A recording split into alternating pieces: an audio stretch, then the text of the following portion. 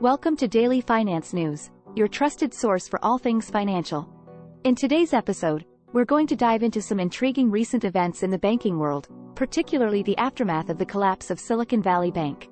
You'll recall that in early March, the banking world was rocked by the failure of Silicon Valley Bank, or SVB, and subsequently, Signature Bank.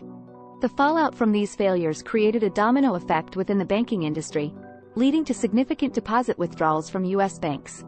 The withdrawals were particularly concentrated in around 30 super-regional institutions, those in the $50 billion to $250 billion range, similar to SVB, according to a newly released study by New York Fed researchers. Interestingly, this report found that the thousands of community and smaller regional banks were relatively stable by comparison during March. In fact, it was the largest, systemically important firms that received the deposits that left the super-regional group. While there were initial concerns about a broader run on bank deposits following these bank failures, the NY Fed study seems to suggest what Federal Reserve officials had suspected early on. The problems were primarily concentrated in a specific set of institutions. There were widespread fears that this banking sector weakness might trigger a wave of mergers, potentially wiping out smaller institutions. This could have been particularly detrimental to sectors such as small business lending. However, the study found that even banks with up to $100 billion in size were relatively unaffected, with the smallest institutions seeing virtually no change in deposits after the mid-March events. It's important to note here that smaller firms tend to have higher levels of their deposits insured by the Federal Deposit Insurance Corp., or FDIC. In fact, the high level of uninsured deposits at SVB was identified as a key factor in its collapse. This report comes at a time when the FDIC announced its plan for replenishing its deposit insurance fund, which absorbed at least $16 billion of losses from the recent failures. The FDIC plans to focus most of the replenishment assessment on banks with $50 billion or more in assets, while those with fewer than $5 billion of assets would pay nothing. This NY Fed study is part of a broader effort to understand the impact of recent bank failures, and more generally, how Federal Reserve interest rate increases since March 2022 have reshaped the financial landscape. According to the study, roughly $950 billion in deposits left the banking system in the year before SVB failed. This was as customers sought better returns in the rising interest rate environment, with the outflow spread proportionately across all banks. But what seemed to be crisis-like dynamics in mid-March turned out to be a nearly dollar-for-dollar shuffle of money from the super-regional banks to even larger institutions. Concern about the stability of regional banks continues, with First Republic Bank being taken into FDIC receivership and sold to JP Morgan this month. However, evidence of a festering crisis seems to have diminished.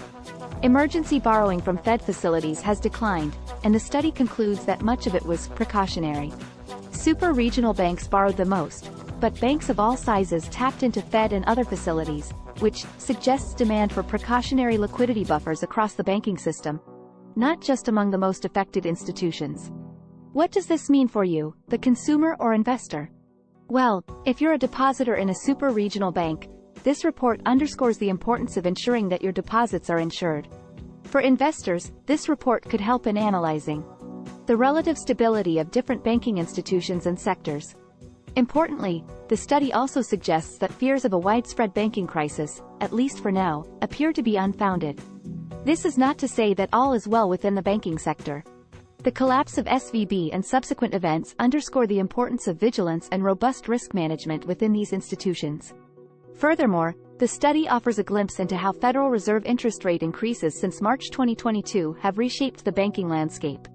With roughly $950 billion in deposits exiting the banking system in the year before SVB's failure, it's clear that the rising interest rate environment is prompting customers to seek better returns elsewhere. This is a trend that investors, particularly those with interests in the banking sector, will want to keep a close eye on. A key takeaway for customers and investors alike is the importance of deposit insurance. Remember, smaller institutions saw virtually no change in deposits after the March events, in part because they tend to have higher levels of their deposits insured by the FDIC.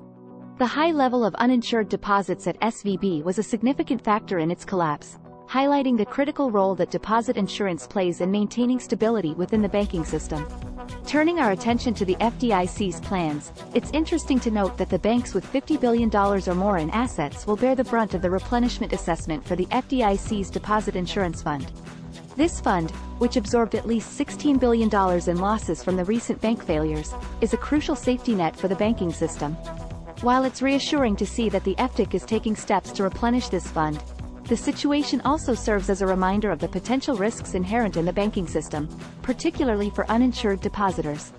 As we mentioned earlier, concerns about the stability of regional banks persist, as evidenced by First Republic Bank being taken into FDIC receivership and sold to JP Morgan this month.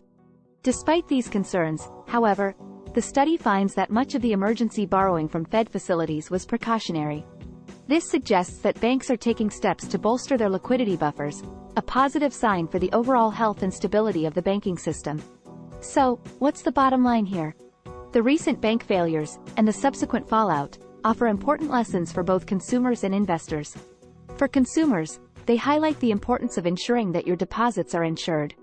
For investors, they underscore the need for vigilance and robust risk management when investing in the banking sector. And for all of us, they serve as a reminder of the interconnectedness of our financial system, and the importance of stability within that system. That's it for today's episode of Daily Finance News. As always, we'll continue to keep you updated on the latest developments in the financial world. Remember to like, share, and subscribe for more financial insights, and leave us a comment below if you have any questions or topics you'd like us to cover in future episodes. Until next time, stay financially savvy.